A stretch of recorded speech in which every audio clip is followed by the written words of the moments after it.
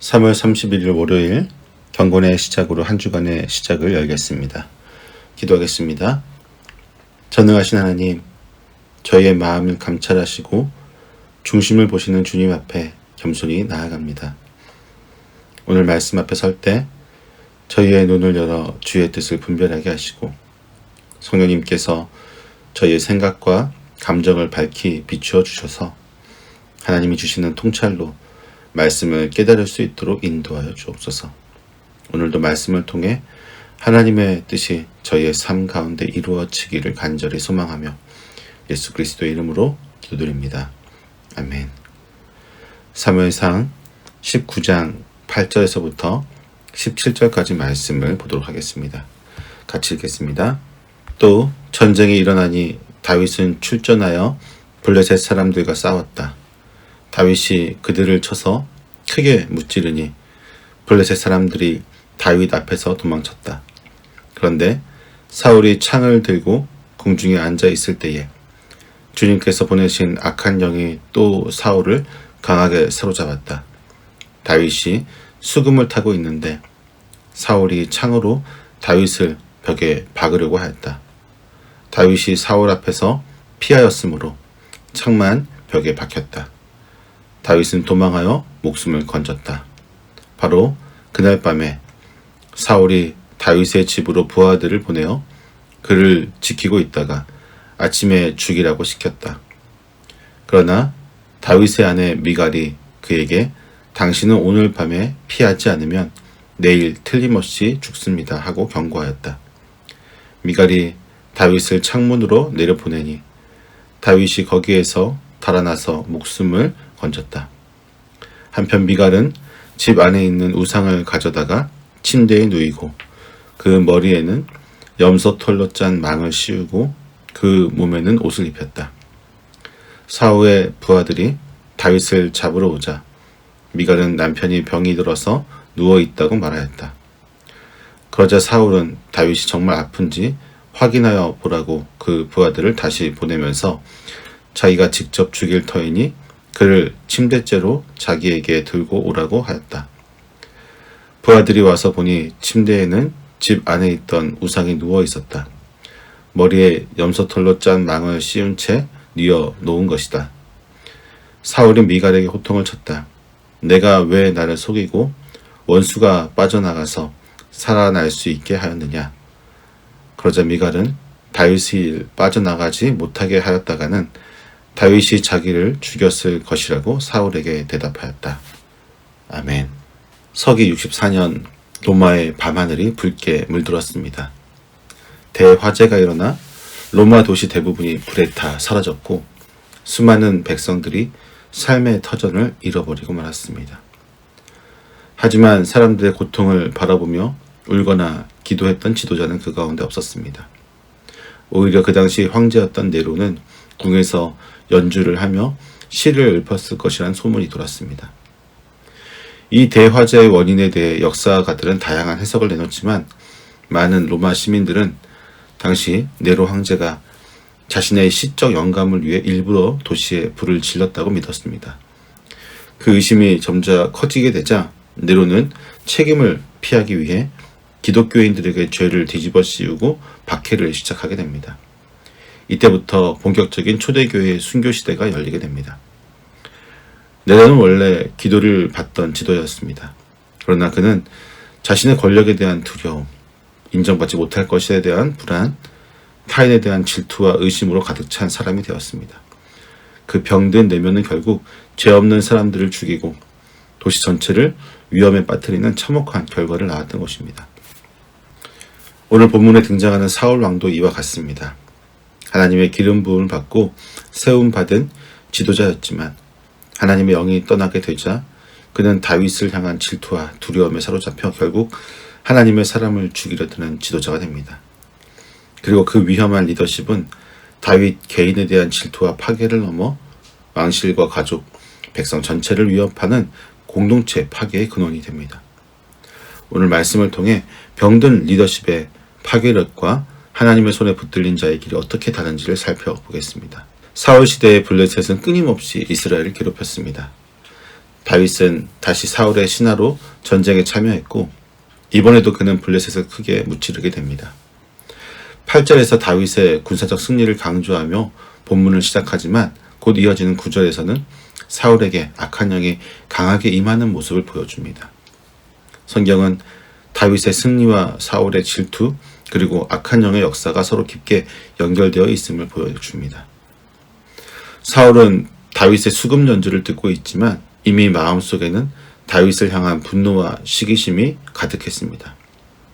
그는 창을 손에 들고 있었고 이미 던질 마음을 먹고 있었던 것 같습니다. 음악이 사울을 진정시키는 역할을 했던 과거와는 달리 이제는 수금의 소리조차도 사울의 분노를 가라앉히지 못합니다. 사울은 결국 창을 던져 다윗을 벽에 박으려고 합니다. 그러나 다윗은 빠르게 몸을 돌려 피하고 그날 밤 급히 도망칩니다. 10절에서 박다와 도피하다라고 하는 히브리어 동사는 8절에서 다윗이 블레셋을 크게 쳐 죽이고 도망하였다라고 하는 표현과 정확히 일치합니다. 사무엘서의 저자는 매우 의도적으로 언어의 방법을 통해서 독자들에게 이 모습을 보여주고 있습니다. 다윗은 블레셋이라는 외적과 싸워 이스라엘을 구원하는 사람이었지만 사울은 그런 다윗과 싸우게 됩니다. 아이러니하게도 사울은 본래 블레셋의 위협으로부터 이스라엘을 지켜내기 위해 하나님께서 세우신 왕입니다. 그런데 지금 그는 다윗을 향해 창을 던지며 이스라엘의 구원자가 아닌 내부 분열의 원인이 되고 있습니다. 사울의 질투와 창을 던진 행동은 미움과 악한 영의 역사, 그리고 하나님이 없이 지도하려고 하는 인간의 무기력함이 복합적으로 얽힌 경과입니다. 결국 하나님의 영이 떠난 지도자는 자신의 사명을 잃을 뿐만 아니라 대적자가 되어 하나님의 사명을 받은 사람을 죽이고자 하는 마음을 먹게 됩니다. 사울은 다윗을 죽이려고 하는 과정 속에서 결국 자신이 지켜야 할 나라를 무너뜨리는 사람이 되고 말았습니다. 지도자의 내면이 병들면 결국 그 병이 공동체 전체로 번지게 된다는 교훈을 남기고 있습니다. 다윗은 사울의 창을 피해 궁을 빠져나와 자신의 집으로 향했습니다. 어쩌면 다음날 아침이 되면 사울이 마음을 돌이킬 거라는 기대감을 품었을지도 모릅니다. 그러나 사울은 이제 더 이상 멈추지 않습니다. 그는 다윗의 집에 사람을 보내 매복하게 하고 아침이 되면 그를 죽이라고 명령합니다. 이제 사울은 다윗을 향한 미움과 불안, 질투를 넘어서 끝장을 보려고 하는 자리까지 나아가게 됩니다. 이 위기의 순간 한 사람이 등장합니다. 바로 다윗의 아내이자 사울의 딸인 미갈입니다. 요나단이 아버지 사울을 설득해 다윗을 지켜냈던 것처럼 이제는 미갈이 다윗을 구하려고 나서게 됩니다. 어떻게 미갈이 사울의 행동을 알게 되었는지는 알 수 없지만 미갈은 아버지의 군사 전략을 이미 파악하고 있었습니다. 때문에 그녀는 창문을 통해 다윗을 달아내리게 하여 피신시키게 됩니다. 그녀가 이 순간 어떤 심정이었을지 본문은 말하지 않지만 아마도 마음 깊은 곳에서 남편과의 이별을 직감했을지도 모릅니다. 한때 왕의 사위로 백성들의 사랑을 받던 다윗이 이제는 밤에 몰래 창문으로 도망치는 신세가 되었던 것입니다. 다윗은 이제 사울 궁을 떠나 고난의 길로 들어서는 출발점에 서게 되었습니다. 다윗은 이제 더 이상 왕의 사위가 아니라 도망자가 됩니다. 사울의 군대와 함께 싸우던 장군에서 사울의 군대에게 쫓기는 인물이 된 것입니다. 다윗은 이때부터 이름 없이 집 없이 힘없는 삶을 살게 됩니다.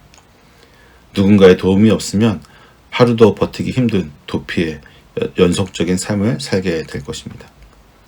그러나 그 속에서 하나님은 다윗을 빚어가십니다. 골리앗을 물리치고 민족의 영웅이 되었던 그에게 아무도 이런 고난의 시기가 닥쳐올 것이라고 생각하지 못했을 것입니다. 하지만 바로 이 시기가 훗날 이스라엘을 하나님의 뜻에 따라 다스리는 왕으로 다윗을 준비시키는 기간이 되었던 것입니다.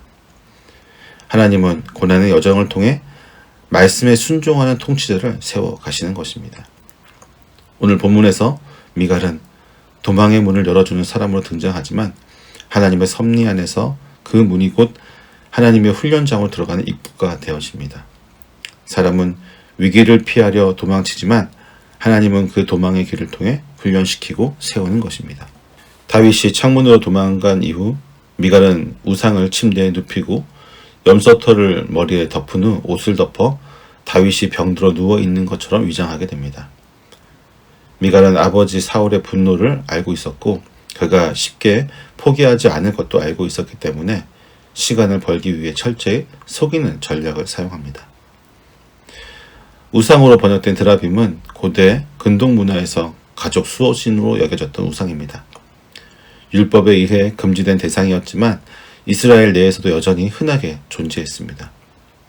라헬이 아버지 라반에게서 훔친 드라빔은 작은 것으로 낙타의 안장 아래에 숨겨 놓을 수 있었지만 미갈이 사용한 드라빔은 침상 위에 누일 수 있을 정도의 크기를 가지고 있었습니다. 아이러니한 것은 미갈은 이 이교적인 우상을 사용해 오히려 하나님의 기름 부은 번자를 살리는 데 쓰고 있다는 것입니다. 죄의 도구로 여겨지던 우상이 하나님의 사람을 구하는 일에 쓰이게 된 것입니다.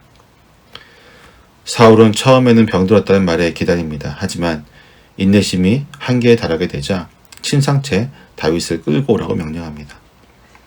그의 신하들이 방 안에 들어가서 마주한 것은 드라빔과 염소털 그리고 다윗의 옷뿐이었습니다.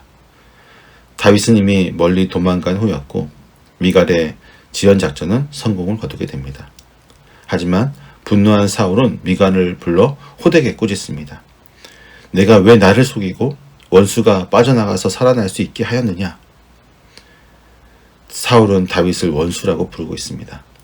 이미 그는 다윗을 이스라엘의 구원자가 아닌 자신의 왕위를 위협하는 적으로 보고 있었던 것입니다. 그리고 미갈에게는 반역의 죄를 묻는 뉘앙스로 추궁합니다. 아버지를 속이고 왕의 명령에 불복한 것이니 미갈 역시 큰 위험에 처한 상황이었습니다. 이 위기의 순간 미갈은 또 하나의 거짓말을 합니다. 다윗을 빠져나가지 못하게 하였다가는 다윗이 자기를 죽였을 것이라고 사울에게 대답한 것입니다. 첫 번째 거짓말이 다윗을 위한 것이었다면 두 번째 거짓말은 자신의 생명을 지키기 위한 것이었습니다. 이 장면은 또한 성경의 다른 이야기, 라반과 라헬, 야곱의 이야기를 떠올리게 합니다. 라헬도 아버지 라반의 드라빔을 훔쳐 숨기고 월경 중이라는 거짓말로 그것을 감추었습니다. 라반과 사울 모두 하나님이 함께 하시는 사위들과의 대결에서 패배한다는 점에서 닮아 있습니다. 야곱도 다윗도 자기네 손에서 오랜 세월 고생했지만 결국 승리하게 됩니다. 야곱이 12지파의 조상이 되어 이스라엘의 토대를 낳았다면 다윗은 12지파를 연합시켜 이스라엘이라는 유일무이한 신정 국가를 건설하게 됩니다. 오늘 본문은 우리에게 사울이라는 지도자가 어디까지 무너질 수 있는지를 보여줍니다. 그는 이스라엘을 블레셋의 손에서 구원하라고 하는 하나님의 명령에 따라 세워진 왕이었습니다. 그러나 하나님의 영이 그에게서 떠나자 그는 자기 자리를 지키는 데 집착하게 되었고 결국 하나님께서 기름 부으신 다윗을 원수로 여기는 자리까지 가게 되었습니다. 다윗은 수금을 타며 사울을 섬겼고 군대의 장관으로서 전쟁터에서 이기고 돌아왔지만 사울은 그런 다윗을 두려워했고 질투했고 죽이려 했습니다. 그는 백성을 위한 지도자가 아니라 자신의 권력을 움켜잡은 겁쟁이였던 것입니다. 사울의 내면은 질투와 두려움, 분노와 조급함으로 병들어 있었고 그 병은 이제 주변 사람들에게까지 번져가게 됩니다. 충직한 부하였던 다윗은 도망자가 되었고 자신의 자녀인 요나단과 미갈은 사울의 분노 앞에서 목숨을 걸어야 했습니다. 한 사람의 병든 리더십이 공동체 전체를 위험에 빠뜨리고 있는 것입니다. 사울처럼 위험한 지도자가 되지 않기 위해 우리에게 필요한 능력은 무엇일까요? 그것은 바로 하나님의 임재입니다. 지도자의 자리에 서 있는 이들이든 누군가에게 영향력을 끼치고 있던 사람이든 우리 안에 하나님의 영이 머무르지 않는다면 우리는 결국 자기 자리를 지키려 하다가 사명을 잃고 사람을 잃고 공동체를 무너뜨리는 자리가 될 수 있습니다.